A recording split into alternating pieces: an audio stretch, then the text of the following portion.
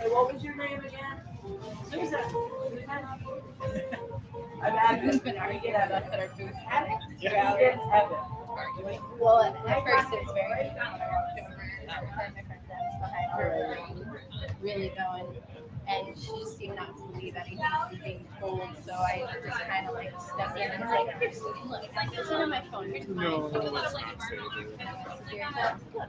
All She's right. like, "What do you think?" Okay. So She's there. like, "I'm in the car. Will you pick me up?" I was like, "Yeah, no problem. Here's my phone number. Text me, and we'll figure it out." Like, sure. I know. It is. I've seen this stuff. Yeah. Oh my God. Yeah. And then we've gone to so many dairies all over the country. The ones in the one in Miami City, everyone we go. Well, one time our girl went down. We were two men like that right there, and they're like 20 feet from the other one. And then the last time we went down the cab, and we begged them. So you got so involved that you gave yourself the name Vegan Evan? We got her good enough to stand up. I don't know. I tried to give it. I wish we let her. I gave myself the name. I was like 5. Yeah, hey man, we're proud. I think it's been great. so long. And then,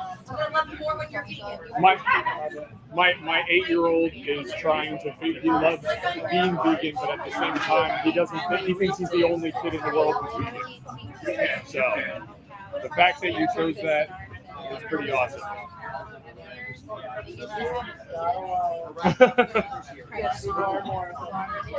All right, cool. So it's at least working right now. I don't know if the audio is synced to go I got the to name it. very positive. Like, You got Instagram?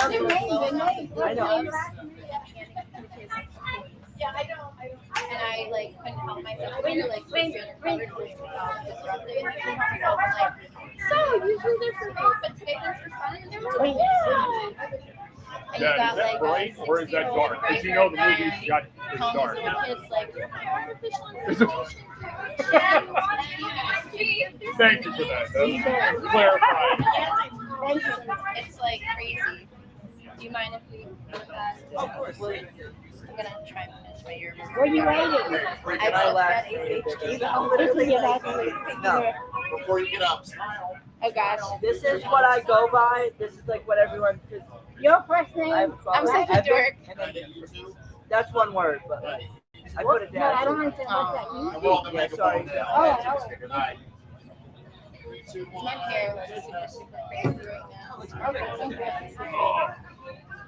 It's like so cute. All right, are we ready? We're ready. Come on, Evan. All right. Hello, everyone. Next up, we have 3 animal activist speakers. Four who will be discussing compassion in action, the movement for animal liberation. Who are the 4?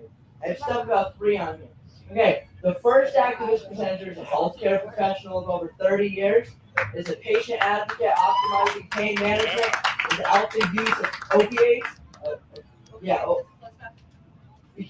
Became vegan in 2009 and has been protesting ever since.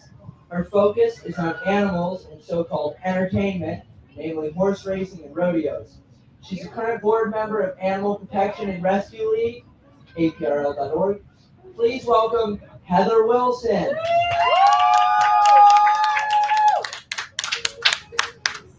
Our second activist presenters are a creative husband and wife team. Oh, no, makes sense. Whose work bridges film, art, and conscious living. He is a seasoned filmmaker with over 17 years in the film and television industry, credited on AMC's The Walking Dead, and as director of features starring acclaimed talent such as Dean Cain, Superman, and Kevin Sorbo, Hercules. After years in the mainstream industry, he stepped away to pursue a deeper calling, storytelling rooted in compassion, healing, and hope. She is a former registered nurse who discovered her own path of healing through art and plant-based living. She now leads the art department on their creative projects, blending her eye for design with her passion for conscious expression. Together, they channel their shared vision into films and media that inspire empathy, sustainability, and spiritual connection. As vegan parents and land stewards of their 4th-generation homestead in Mount Dora, Florida, they are building a food forest while raising their children to embrace authenticity, kindness, and intentional living. Their home life and creative life are deeply intertwined, guided by the mission to honor the earth, protect vulnerable beings, including their beloved animals, and use storytelling as a bridge to awaken compassion. Together, they are developing new projects that amplify this ethos, where every frame is a vessel for healing, and every story opens the door to a more kind and loving humanity. Please welcome JC and Kami Conklin. Our third presenter is my mother and president of nonprofit Solutionary Species and one of the co-founders of Animal Activism Mentorship, a free program for anyone wanting to learn how to better advocate for animals. She is the East Coast campaign manager for $1 Million Vegan. No, move on. Okay, anyway, she's awesome. You know She about does me. a lot. She's my mother. She's been an activist for a long time, since she was 9 years old when she went vegetarian. She's been vegan for over 10 years. We went vegan on the same day, and she's empowered me to do so much. And now she's going to help empower all of you. Welcome, Shannon Blair. All Happy to right. be here. Who wants the mic first? JC, we'll Let's start see. right All right, here you go. And should we have something streaming on the TV? We did pull up the trailer for the movie, but it did go to sleep. Okay. So technology. There we go. Okay. So real fast, guys, just to give you a general idea. One day, Kami came to me crying and told me that something was happening with the bears, and we always try to create content that tries to make the world a better place. The reality is there's a lot of other things out there. Netflix has that covered. And we wanted to create stuff that brought you into a world that had a positive ripple effect, or at least planted a seed to make you think. And we decided that Mount Dora, Florida, who's ever been to Mount Dora, Florida? Beautiful, the town that time forgot. And the reality is there's so much potential for it and a lot of amazing people. We fell in love with it. Kami's from there originally. We're now in the 4th generation home, raising the kids, and we turned Mount Dora into Beartopia. And basically we hunted humans. So, this is the trailer, and we can talk more after. Is there sound? Oh, is that remote handy? I don't know.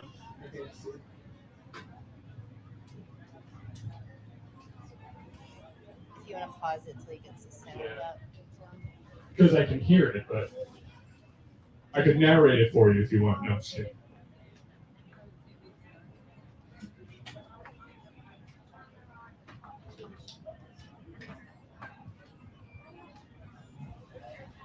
Ed, is the remote handy?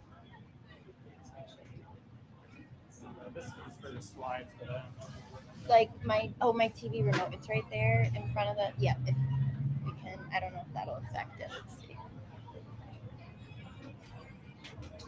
I apologize. I'm so sorry. No, it's so hot. Oh, yeah. Ted is blocking my. He's blocking where I'm trying Oh, to do the that's volume. literally right with it. No, it's fine. All right. 200.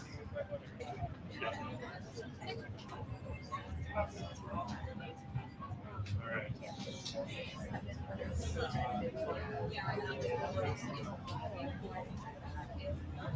All right, let me hit play. It's hard to do this.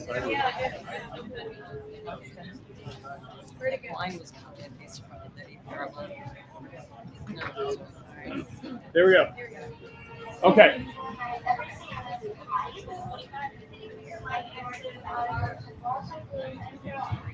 Today we There stand we go. What are you guys eating? Not the hut. What are we doing? Humans have rights unprovoked attack from the protesters outside. We bulldozed our homes. We call it progress. This you're doing baiting, trapping, and bow. Very nice. True. Here you are, sir. Why is everybody so excited? They're hunting moms.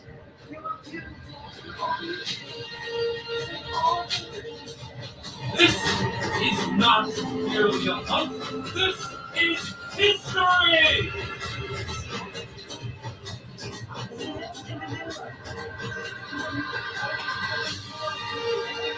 Please, we became some pests. In the first 10 years of the hunt, we are incredibly excited to see the citizens of our great city of Hercules display their civic pride and commitment to the safety of all citizens. There is no cruelty. I'm here to help you kill a mother in front of her own kids. That's what we're supposed to do, Kevin. By the book. All it took in this little town to commit one sport. Was a few teachers. No access is carried out by any individual who has a license issued by the Bear Soviet government. She didn't get to choose anything. You took that away from her. It's amazing.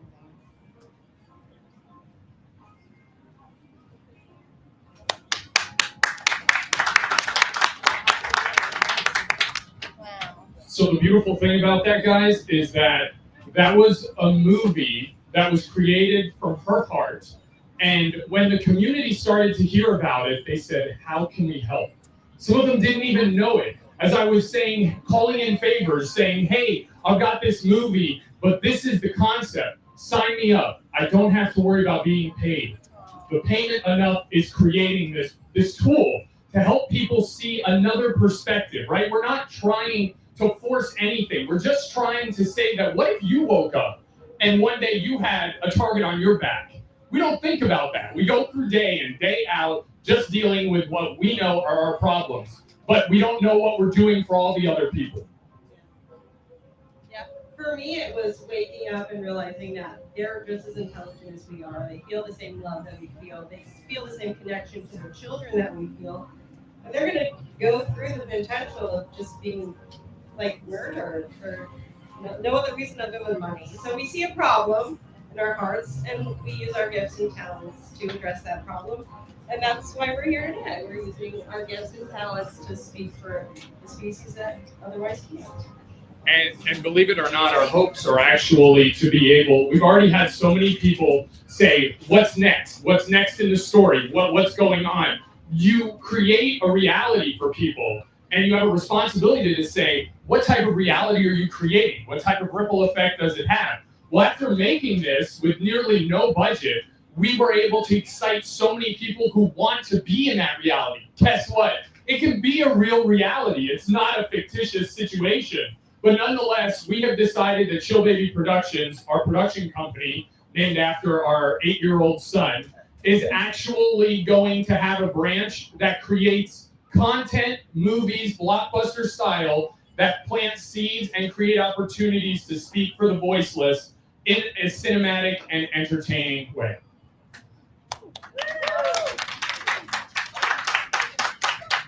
That was so amazing. That's like empathy training.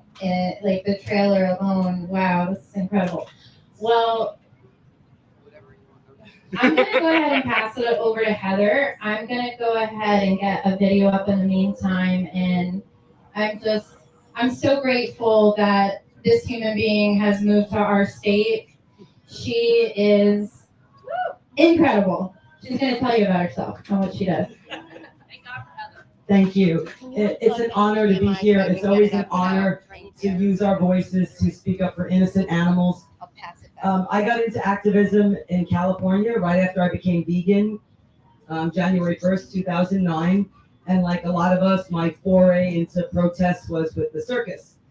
I did a lot of Ringling Brothers demonstrations, and then I started learning about rodeos, and I said, well, why don't we have the same turnouts at rodeos that we do at the circus? Rodeos are just as bad, if not worse. So I got really into protesting rodeos. Rodeo animals are livestock. They have no rights, and they literally strangle, hogtie, slam these animals to the ground, and they get sent to slaughter with no painkillers. So the rodeo came a really big focus.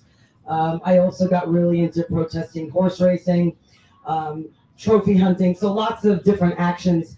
And then I moved here less than a year ago. And because activism it's what I do in my free time. It's how I spend my money. It's how I spend my energy and my passion. I love speaking up for animals. And when I was getting ready to move to Florida, I knew some people in South Florida, and I reached out to them. Every single person told me, you have to get in touch with Shannon Blair. He said, okay. So we got in contact, and I think the first day we met was at a vivisection protest in Gainesville. And but I was looking into what kind of campaigns are happening in North Florida, what needs our voice, what needs our attention. And there are a lot, I mean, there's always something that we can do to speak up for animals. And what really got my attention were the horse-drawn carriages. I really have a thing for horses. I mean, all animals, but horses in particular. These are iconic animals that are such a significant part of our history, how we settled our country. They were literally our transportation before we had cars. They fought alongside human-created conflicts, dying by the millions, and this is how we treat them. We beat them up on the racetrack and in rodeos and pulling carriages, and it's absolutely shameful. So the horse-drawn carriage campaign has been going on for a very long time, but we're doing something a little different now. I don't know what you'd call it, like the water drop torture technique. Like we're doing drop by drop, like every week we're a drop of water on someone's head. So we're doing a lot of different things for these animals. We will go to the hack line where they're lined up. We will take photos and videos when they're denied water or salt. They're supposed to have access to salt at all times when they're not working. We document when the carriages are not marked. We document, everything. We go to the stables. We call them the slums where they keep these animals. Horrific conditions. We put together a website. There's a QR code if anybody wants to scan it. There's lots of videos on there.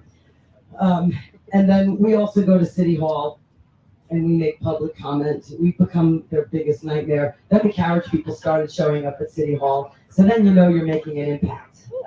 It's kind of fun. We're showing videos of them literally beating up horses, and there they are cringing in their seats. And then, of course, we also protest. We go to the hack line and we're loud and proud. At heart, I'm a street activist. I like to be loud. I just feel so natural. But we do a lot of different things. And we're also doing something that we call tourist outreach. On this QR code, I made a big poster as well. We have a list of all kinds of alternate activities that people can do to check out St. Augustine that does not involve animal cruelty. There's so many things that you can do, so many other ways that you can tour the city. There's just no need to enslave a poor horse to pull you around the busy streets. So we're doing lots of stuff, going to City Hall, protesting, documenting, reaching out to tourists, and it's all making an impact. Whenever we go to the hack line to protest, they have to move to get away from us, and this impacts their business. And if it's no longer sustainable for them to make money off of exploiting animals, that's great. Then they go out of business. All of these people, the commissioners, the mayor, they want to keep their jobs. They want to stay in office. They want to keep their positions. And when they hear that their constituents, people that we literally talk to on the streets, the overwhelming majority of people are opposed to these horse-drawn carriages. Like, guys, you want to stay elected? You want to keep your job? You might want to consider abolishing this outdated practice. So there are so many different ways to speak up for animals. If anybody wants to get a campaign going where they live, you can talk to any of us and we can help you get started. But there are three, and then I'll hand it off to Shannon because I could talk all day. But there are three things that I always tell people if you want to be an effective activist. One, know your campaign. Know your campaign inside and out. Know the industry standards, get evidence, get standards, get documentation. We have read the municipal code for these horse-drawn carriages. We know it inside and out. And it's literally built into the St. Augustine municipal code that these animals can go to slaughter when they're done. And we bring this up. Pretty much every time we go to City Hall, we remind the commissioners, you are allowing these horses to go to slaughter, so you don't love them. And then we'll read it verbatim from the municipal code. So know your campaign inside and out. To know the action. So if you're going to a protest, ask the organizer, what are we doing? Is it a vigil? Are we doing outreach? Are we protesting? Are we disrupting? Like, what is the flavor? What are we doing? Because the organizer will have a vision of what they want to happen. They have an idea of how they want the campaign to go. So always ask the organizer if you're not sure. And then the third thing, you want to know your rights. I'm from California, well, originally from New York, but all my protesting has been in California. You really, when you live on the West Coast, you really take your free speech for granted. You come here and it is very different. I probably get the cops called on me every time I protest, so I'm still learning. But I'm finally getting in touch with an attorney, and I need to really, really know my rights in Florida because they're definitely restricted. But, know your campaign, know your action, and know your rights. Those are the three things. And I'll pass it off to Shannon. Amazing human being. All right, so I am going to show you a video in just a moment, hopefully, but I'll tell you a little bit about myself for a second.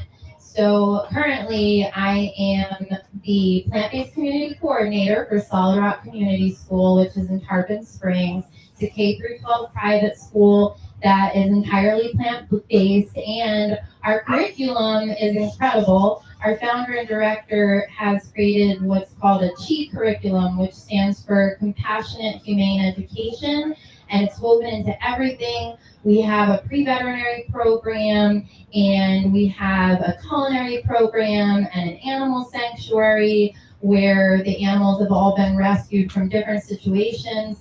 I'm also the president of Solutionary Species. I'm a certified vegan lifestyle coach and educator, and I've been doing activism since the 90s when I first stopped eating animals. And that really ramped up when I found out the realities of the dairy and egg industries and started learning more, became vegan. And now I've been eating an animal, and this month makes 29 years. And I've been vegan over 10 years, and I can tell you, I've been doing research this whole time, but I'm still learning every single day. So I think it's been mentioned up here already, but I agree, it's extremely important that we educate ourselves. And no judgment, but just so I know who I'm speaking to, can you raise your hand if you're not vegan yet? And okay. And if you're already vegan, can you raise your hand? Can you put your hand down if you have never done activism, and only keep it up if you've done some form of activism? Okay. And I've done activism with basically everyone who has their hands up for the most part, which is awesome. I see 2 people that I haven't, but so I just wanted to know who my audience is, because my goal is to educate people so that if they're not vegan yet, they'll learn the information that makes them feel compelled to make that change. And if they're already vegan, I really want for them to, again, educate themselves so that they feel compelled to do something about it. About all the horrible ways that animals are being exploited and treated, because it's 2025. And we're an incredible species with amazing capabilities and talents, and I just can't believe that this is what we're doing. We've been fighting this bear hunt unsuccessfully right now because the FWC commissioners are hand-selected. They're not even elected like most of the others.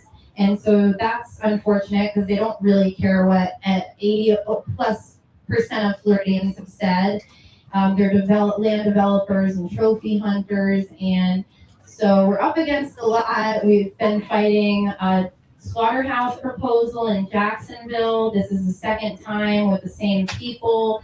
So I was at a meeting about that the other day, and there's just so many different species of animals, because it's basically every single one that exists that we're exploiting, and there's not enough people who are working on something to help. So I appreciate everyone here that is doing anything. Even if you're not vegan yet, you're here, and I really appreciate that. So thank you. But I want to show you a video, and then, so my mission is to educate people, get them vegan, get them active, help them to learn skills so that they can be effective, bring those skills back home, teach more people, educate more people, and we can achieve a virtually vegan world much more quickly that way if we all help each other. So this video is from a tour that me and two friends organized with an organization that's now called Animal Activism Collective. At the time, it was called AAM.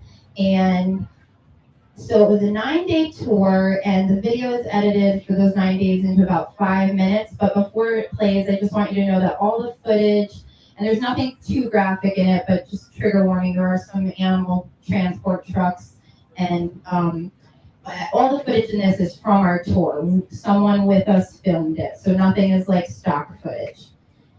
And if anybody's uncomfortable with that, that's your warning. Yep. Put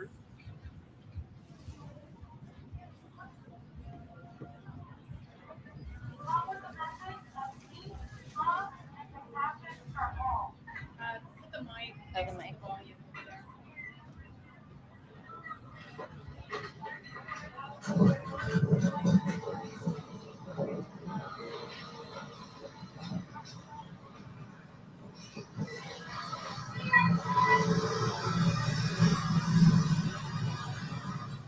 Why do we as humans fight over flesh? We can just eat flesh. It's such a simple change that we can make to prevent this torture, this murder. We don't need to consume animals to survive and thrive. And it is a compassionate message. It extends the message of love and compassion to all living beings on the planet.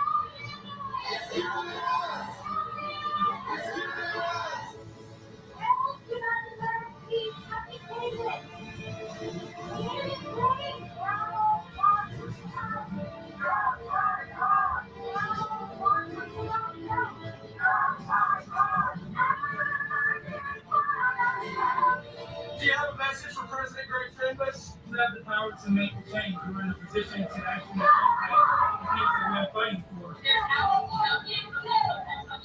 It's a torture and it's not.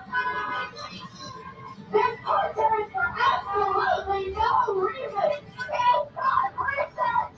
It's not. It's not research. It's not. It is not animal testing. It's not. It is not successful. It's not.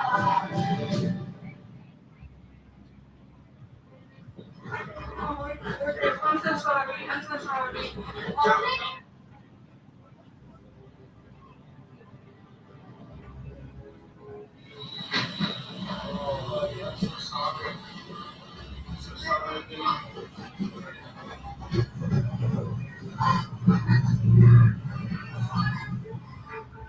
We can prevent the next pandemic from stomping away we exploit animals. Your animals live lives of suffering and pain. They're capable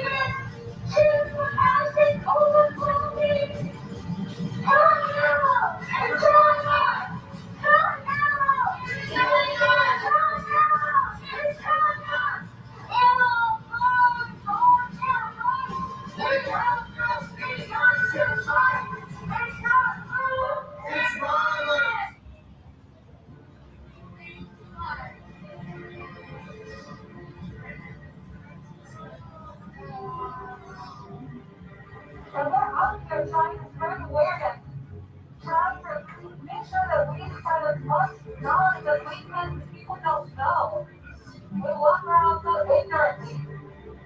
For children, all we're told is that meat is the only way. The animals are here for our pleasure. And it's not true.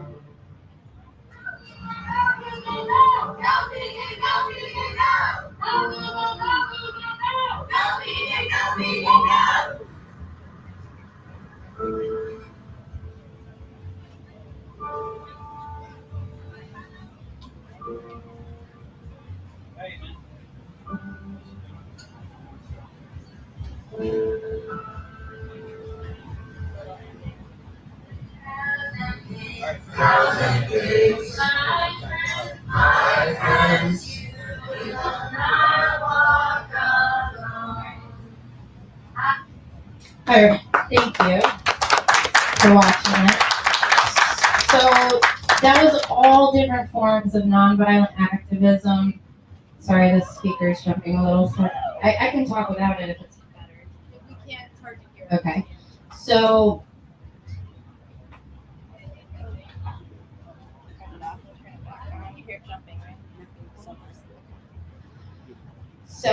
I'm consider myself to be fiercely nonviolent in my action. Sometimes my tone or my words might not sound so kind. It was mentioned that you have goals with each campaign. And so depending on what the goal is, sometimes it might be a different tactic that might involve certain chants. If you're trying to get a company to drop fur or a restaurant to drop foie gras, you might do things like shaming type chants. But other times the goal is to outreach and to reach the general public and it's education. So it just depends, but there's a place for everyone. There's a place for you in the movement, and that's what that video was about, is that there's so many things we can do. Please just do something, because these animals, they can't be a part of the movement, and every other movement in the past that's been successful, the victims have become a part of it, and that's why it has success. So they are not being heard. They're behind closed doors most of the time. The violence has been normalized. We're all born into this world where it's woven into every single part of every single day. So we really need to do more empathy training. And like they said earlier, I mean, imagine if there was just one more species that was a little more capable than us. And imagine if then we would be in the zoo. Then we would be on the shelves in the grocery store. Then we would be getting used in all these different ways if they were as cruel as we were. But like I said earlier, with all the amazing abilities and capabilities that we have, this today is a great example of the path forward. And even if you're an electrician and you're really busy, or you're a plumber and you're super busy with work, and you think, well, there's nothing I can do. Maybe you could tell a sanctuary that if they have an electrical problem or a plumbing issue, that you'd be willing to give them a discount or help them out. Or maybe you could, 5% of profits or something you could offer and advertise that to your customers. And maybe your customers might say, hey, what's that Sanctuary of Kindred Spirits about? And you can tell them about the animals that are rescued there and share stories. My family and I, we do all different things. So we visit slaughterhouses and we bear witness to animals. I was at 11 slaughterhouses in the last 9 weeks.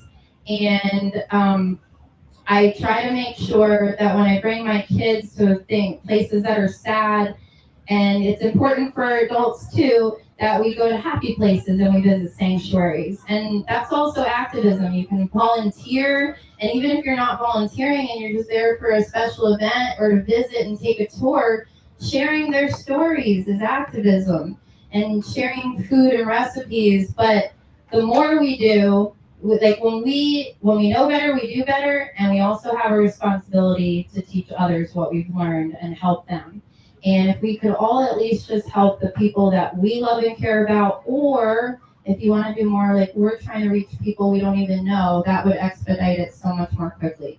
But I think we'll open it up to questions for everybody probably now, and that way I don't just talk forever. All right, there we go. Have you had any effect in reaching into the school systems? Okay, so the question is, has there been an effect with reaching the school system? So there's a lot of issues right now. There's subsidies and there's all these programs. The NSLP, the National School Lunch Program, currently won't give funding to a school unless they serve dairy. So, for example, the plant-based school that I work for, that's about 40 minutes from here in Tarpon Springs, we don't get government funding for the food at all. And unless we were willing to compromise and serve things that are causing animals to be exploited in horrific ways and that are also terrible for the children's health, and these children rely on us as adults. I mean, Canada removed dairy from their guidelines over 5 years ago, and then our country was up to do it, and you had Dotsie Bausch, an incredible Olympic athlete, and Dr. Milton Mills with their Switch for Good campaign, and they got so many white coats involved to let these government bodies know that this is bad for human health. We're not baby cows, so we don't need to be drinking a cow's lactation, and it's detrimental to our health. At least 65% of Americans are lactose intolerant, and probably a lot more because people don't know. They just think they have a tummy issue or have to go to the bathroom or whatever it is. But it's just that we're not baby cows. And so everything that our school is doing, we're trying to make replicable for other schools, but it's very different. It's difficult because of government funding. So until we get them on board, and unfortunately, because of money and lobbyists and subsidies, our country didn't drop dairy off the guidelines. It's embarrassing, isn't it? What about educating the children, getting the information in there, even if you can't stop them? Yeah, I mean, most of the students at our school, I would say, are not coming from plant-based or vegan families, and they're being served food. We have education for them, but also their families and the community are welcome to our events. We do food demos, and we have doctors come in, and we do all different things. And as the school's plant-based community coordinator, I'll meet with our families at their grocery store that they shop at and show them all the plant-based foods. And so our families and our staff who wasn't prior vegan already, many people are at least going more in the plant-based direction. And I think it's easier sometimes for people to start off plant-based for health because generally people are good, and it's hard to acknowledge that you're part of something so horrible. It's kind of interesting. So when you live outside the idea of anything that is normal, obviously there's always pushback, no matter what it is. So you have to first have the confidence to say, I know there's something else going on here. There's other options. There are other ways. There's things happening that just don't. They don't resonate with me 100%, and that shouldn't make you a pariah. That shouldn't make anything change other than the fact that you're willing to step out and be someone who says, hey, there's something different here. And I will 100% say that my journey with veganism has been longer, it's been slower for me, and 100%, I'm only human. It's been harder for me because I like cheese. But the reality is that when you learn about the things that are happening, you start to see the value in what's being said. And you don't know what you don't know, right? So you have to be able to take that first step. And I think one of the most beautiful things is my wife is so amazing because she's not pushed it, but just made it part of the core values of our children's lives, that me and my mother, who's over there sporting one of our shirts, who just moved to Florida, we were having a conversation this morning and how yesterday she gave my 4-year-old something, and the response was, "Is it vegan?" And it plants a seed to go, why can't it be that easy? Why does it have to be anything other than what it is? And then you see things like this, beautifully done, by the way, and you go, okay, well, now I need to educate myself because it's going to make me a better human no matter what. And then I can make the decision, not just continue to live with blinders on, focusing on the same role over and over and over again. Isn't familiarity breeds complacency? So. Yeah, I agree. It's about having the courage to step outside our comfort and really be flexible to want to grow and to make that effort to grow.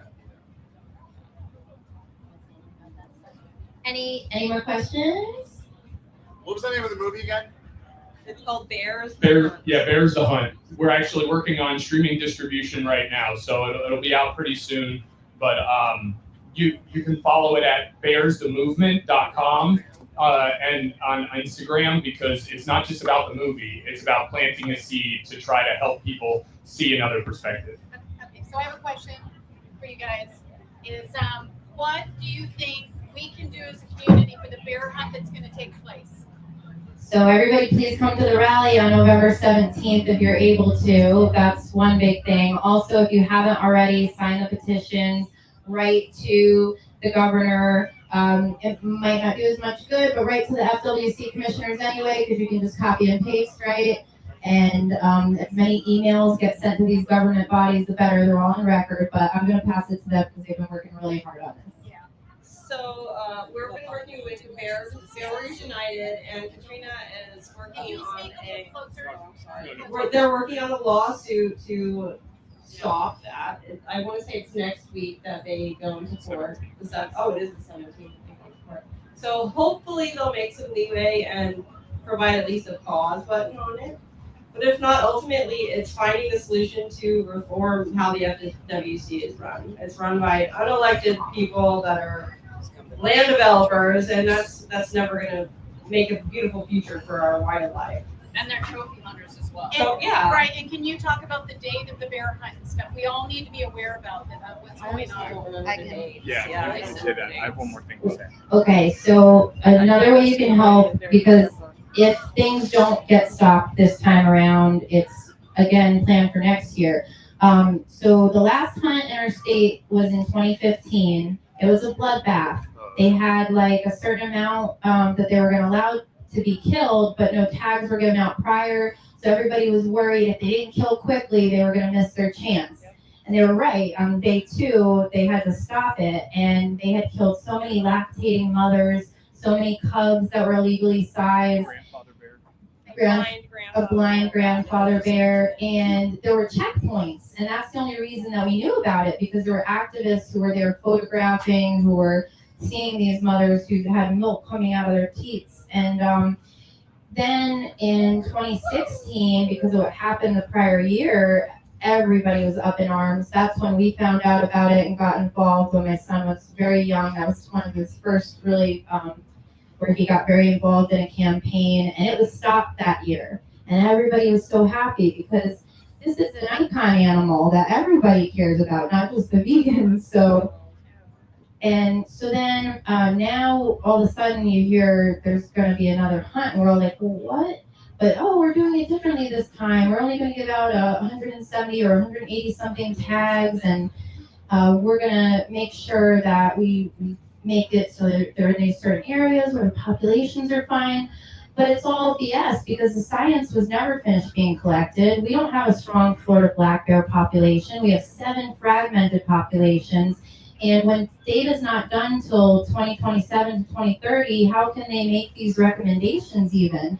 It's really shameful that this has been allowed to get as far as it has, to the point where so many of us who are vegans and animal rights activists have actually bought hunting licenses, and that's what you can do to help.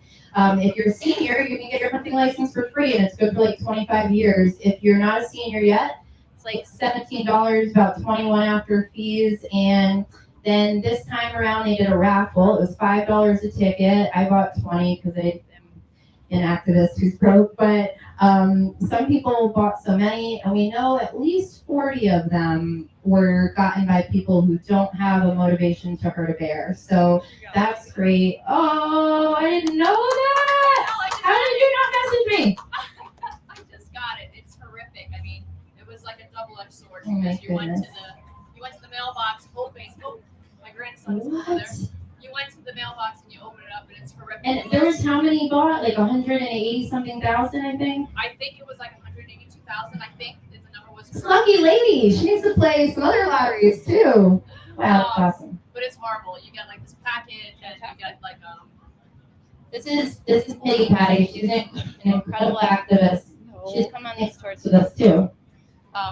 So basically, I just wanted to say that it's horrible. This is how the animals are so diminished down to nothing and like a product and a seen as something instead of a being. So basically, we all are familiar with zip ties, correct? So when I went and I was told that, check your mailboxes for the winners, they'll be coming in this week, which was this week, you'll be getting your tag.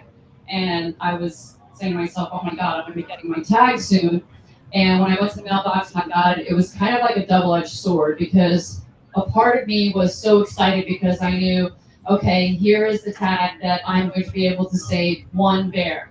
And it doesn't seem like much, guys, but to that one being, it means the world. So when you make a difference for one being, one sentient being, it means the world. So don't ever think you can't make a difference. And that is a ripple effect. So I opened it up and it's horrible. It comes with like a pamphlet that kind of tells you about the hunt and things that you do, what you need to do.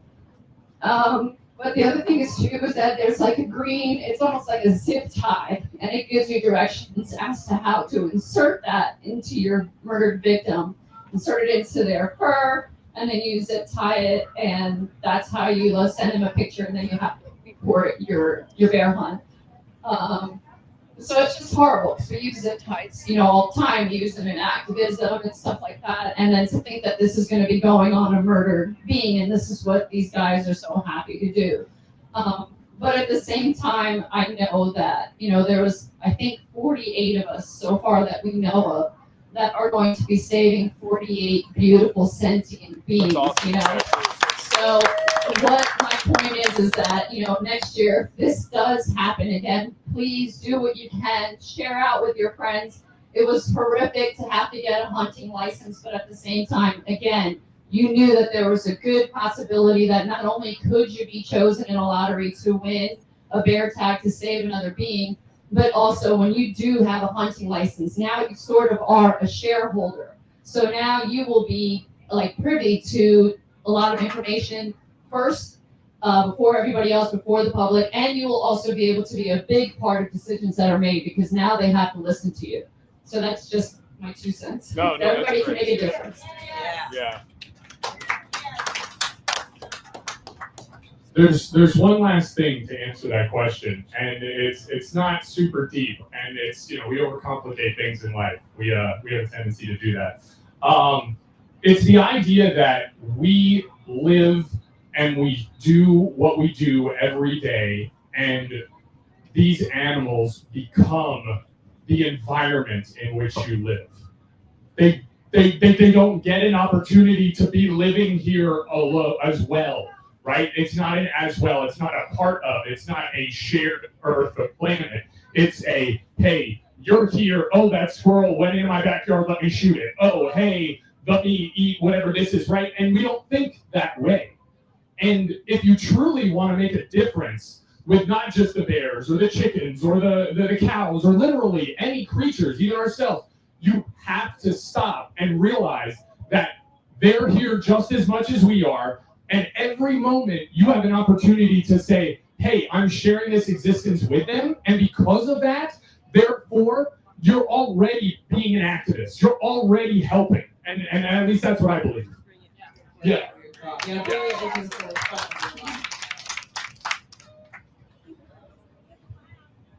Also, about the bear hunt, just to rally up real quick. So in 2015, some changes this time around. They've added the use of dogs. They're training them this year, and then next year they're going to be allowed to go actually be a part of the killing. Then they added baiting and feeding stations, which actually are a contributor to chronic wasting disease with deer populations. They also added the use of bows and arrows, and to top it all off, they removed the checkpoints. If the movie is not just some Joe Schmo concept with these ideas. When we learned about this stuff, we put it in there because we wanted people to realize how ridiculous this is. If you heard in the trailer, the little boy who was standing there giving out the human hunt was saying that it was baiting, trapping, and bows. He got excited. That's the perspective, you know what I mean? So we just need to help that, and we have to knowledge ourselves up. questions?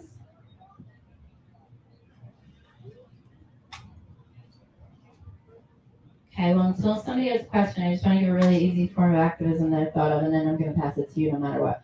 So you can go into the restaurants that you might already go to. If you're not someone who will only go to restaurants that are 100% vegan, and you'll go to restaurants if they have options. It's great to be really pleasant and not be rude or make things cumbersome, and tell them how great the things you enjoy are. If there's something you don't love, let them know in a really kind way. And it's really nice too if you tell them you don't need your money back. They might give it to you anyway, but make sure they understand that you're trying to help them and that you're not just trying to be annoying. If you feel the need to complain because you feel like you don't want anyone else to try that vegan food.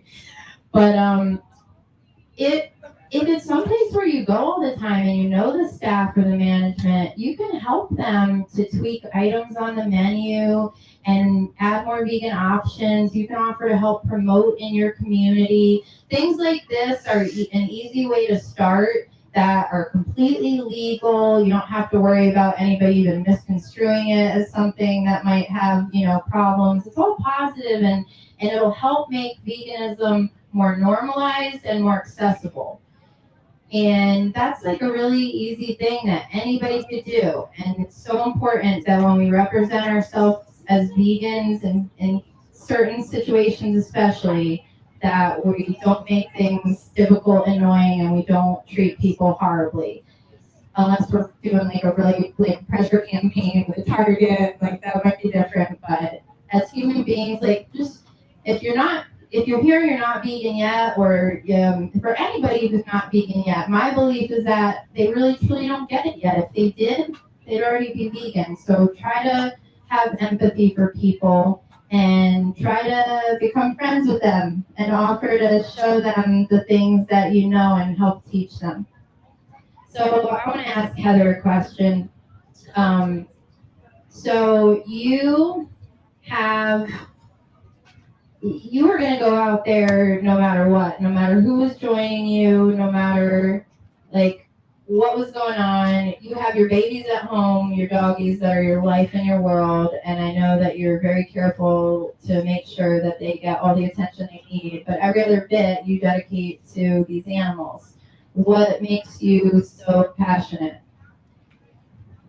I think what's so important when I talk to people about about eating a vegan diet, it's not just eating vegan, it's about living vegan. Think about the victims, think about the animals. A lot of people just go about their day and because I guess violence and cruelty, the unthinkable, is just so normalized, and we don't really think twice about it. Most of us here, I can speak for myself, I was not born vegan. I was vegetarian for many years, and then I started learning about eggs and dairy. I said, oh my God, if I'm doing this for the animals, I can't eat any animal products. And a lot of people, when you're a new vegan, it can be intimidating. You might feel like you're in the minority. Be proud. Be proud of what you're eating. Be proud of your food choices. Be proud that you are true to your ethics and your morals. Don't ever be ashamed for doing the right thing. I work in healthcare. I have to be careful because if I talk too much to my patients, they get annoyed at me. But a lot of times I can do just a quick interaction with my patient before I put them to sleep. And I'll tell them, you know what, you want to lower your cholesterol, lower your blood pressure without medications. Right now you're not taking any medicine. Do you really want to be on drugs the rest of your life? Oh no. Well, you need to change what you're eating. And I don't candy coat it. I'm like, you know what? You got to go plant-based for a whole month, no cheating. Your palate will change. Give yourself time to adjust, be patient. Otherwise, you're looking at taking drugs. You're taking medication. Oh, I don't want that. Well, and so I'm very firm with them. And then as I'm putting them to sleep, I do anesthesia. I plant suggestions in their ears when they're sleeping. But But I will literally photocopy their blood work and I highlight it. I'm like, here you go. I'm like, go plant-based for a whole month. And then I give them websites. I make it about the animals, but I also, I have to make it about the health because I'm at work. But I will add websites. I'll handwrite websites on their blood work, hand it to them. I'm like, you got to eat plant-based for a month. No cheating. Get your blood work rechecked. Let's see if we can fix these numbers without taking any medication, and follow up with your doctor. And then, I never get to see these people again because typically I have like a very short relationship with them. It's like, we call it one night stand medicine. I put you to sleep, you wake up, I never see you again. But we get to plant seeds, and that's something else that we do when we do activism. We try to plant seeds. And sometimes, the seeds will bounce off of concrete. We're like, all right, well, that'll never happen. But most of the time, we don't get to see the fruits of our labor, and we cannot be discouraged. So you never know when you're throwing out those seeds, which brain out there is going to be fertile soil. You have no idea, and it's not up to you to know. You just have to be out there planting those seeds. And then you never know. Like one time we were doing a rodeo, a big rodeo in California, and it was like a combined rodeo, craft fair, flea market, hundreds and hundreds of people, and it was literally me and like 2 other people. We were very, very outnumbered. The following day, this woman comes up to us with her kids. I'm like, oh God, here we go. And she goes, you know what? Last night I was so annoyed at you for being out here.